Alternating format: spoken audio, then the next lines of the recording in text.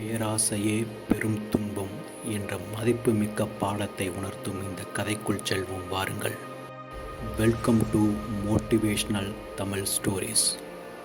ஒரு காலத்தில் மலையடிவாரத்தில் ஒரு ஏழை குடும்பமும் ஒரு பணக்கார குடும்பமும் வாழ்ந்து வந்தனர். மலையின் உச்சியில் ஒரு பெரிய காடு இருந்தது. அந்த ஏழை குடும்பத்தின் தலைவன் தினமும் காட்டுக்கு சென்று விறகுகளை சேகரித்து அதன் மூலம் வரும் வருமானத்தை கொண்டு தன் குடும்பத்திற்கு தேவையான உணவு உடைகளை வாங்கி கொண்டு வருவார். அந்த ஏழை குடும்பத்தின் தலைவன் காட்டிற்கு செல்லும் வழியில் ஒரு பாறை சிங்கத்தின் சிலைக்கு தினமும் தான் கொண்டு வரும் சிறிய ரொட்டி துண்டுகளை அந்த சிங்கத்திடம் வைத்துவிட்டு செல்வான். இந்த ஏழை குடும்பத்தின் தலைவன் தினமும் காட்டிற்கு செல்லும் போது அந்த பாறை சிங்கத்தின் சிலைக்கு உணவு வைத்து செல்வதை வழக்கமாக வைத்திருந்தார்.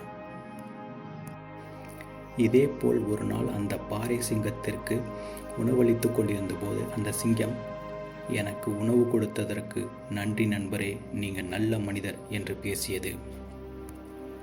அந்த ஏழை குடும்பத்தின் தலைவன் ஆச்சரியப்பட்டு, நான் பெரிய பணக்காரன் இல்லை, நான் ஏழையாக இருப்பதால் எனக்கு நல்ல உணவு கிடைக்காததால் நான் உங்களுக்கு கொஞ்சம் உணவு கொடுத்தேன் என்று பதிலளித்தார்.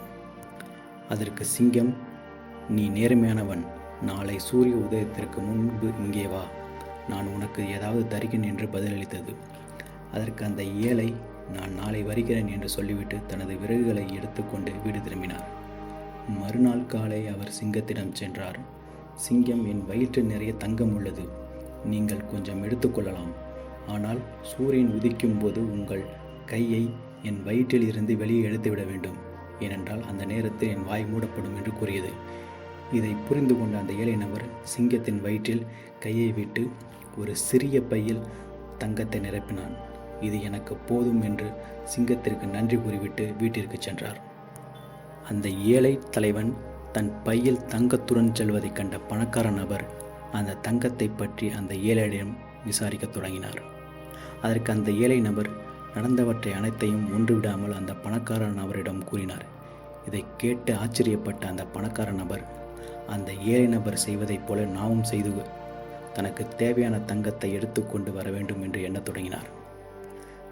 மறுநாள் அந்த பணக்கார நபர் பழைய ஆடைகளை அணிந்து கொண்டு ஒரு ஏழையைப் போல அந்த காட்டிற்கு சென்று அந்த ஏழை நபர் என்ன செய்தாரோ அதையே தினமும் செய்து வந்தார். அந்த பணக்கார நபர் ஒரு நாள் சிங்கம் அந்த பணக்காரிடம் தன் வாயில் உள்ள தங்கத்தை பெறுவதற்கான வழிமுறைகளை பணக்காரரிடம் சொல்லியது. பணக்காரர் சிங்கத்தின் வயிற்றில் இருந்து கணிசமான அளவு தங்கத்தை எடுத்துக்கொண்டார். ஆனால் அவரது பேராசை, அவர் சூரியன் உதித்த பிறகும் சிங்கத்தின் வாயிலிருந்து தங்கத்தை எடுத்துக்கொண்டே இருந்தார். இதன் விளைவாக சிங்கத்தின் வாய் மூடிக்கொண்டது. அந்த பணக்காரரின் கை அந்த சிங்கத்தின் வாயில் சிக்கிக்கொண்டது. மீண்டும் சிங்கத்தின் வாய் திறக்கவே இல்லை. ஒருவன் எவ்வளவு பணக்காரராக இருந்தாலும் பேராசை என்பது அவருக்கு நிரந்தர துன்பத்தையும் இறுதியில் வறுமையையும் ஏற்படுத்தும் என்ற மதிப்புமிக்க பாடத்தை இந்த கதை நமக்கு உணர்த்துகிறது.